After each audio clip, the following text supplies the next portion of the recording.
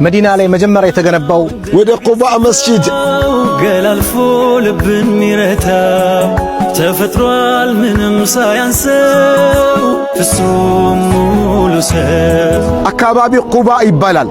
ቁባ ተብሎ የተሰየመበት ምክንያት ውሃማ ቦታ ማለት ነው። አስሉ ነቢያችን ሰለላሁ ዐለይሂ ወሰለም ከመካ ወደ መዲና ሂጅራ ተሰደው ሲመጡ እዚህ ነው መጀመሪያ ያረፉት። እዛች ጥግ ባለችዋ ሚናራ አጠገብ ነበር ቤቱ። እሳቸው ያረፉበት ቤት ስሙ ምን ይባላል? ኩልሱም ብን አልሃድም ይባላል።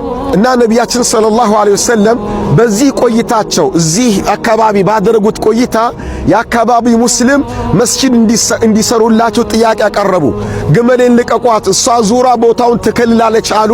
ግመሊቷ ዞረች፣ ቦታውን ከለለች።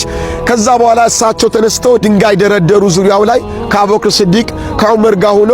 ከዛ ሁሉም ድንጋይ እያመጣ እንጨት እያመጣ ጭቃ እያመጣ መስጂዱ ተገነባ ማለት ነው። በወቅቱ የመስጂዱ ግንባታና አመሰራረቱ ይመስላል። ለመጀመሪያ ጊዜ አላህን በመፍራት ላይ መሰረት ተደርጎ የተገነባ መስጂድ በማለት አላህ አወድሶታል። ነቢያችን ደግሞ ሰለላሁ ዐለይሂ ወሰለም ከቤቱ ውዱ አድርጎ ሙሉ ጧሃራውን ውዱን አሟልቶ አድርጎ ወደዚህ መስጂድ መጥቶ ረካዓተይን የሰገደ ሰው ዑምራ እንዳደረገ ይቆጠርለታል ብለው ተናግረዋል። ተክቢር! የመዲና ዑምራ እያደረግን ነው ማለት ነው። ኢንሻአላህ አላህ ይወፍቀን።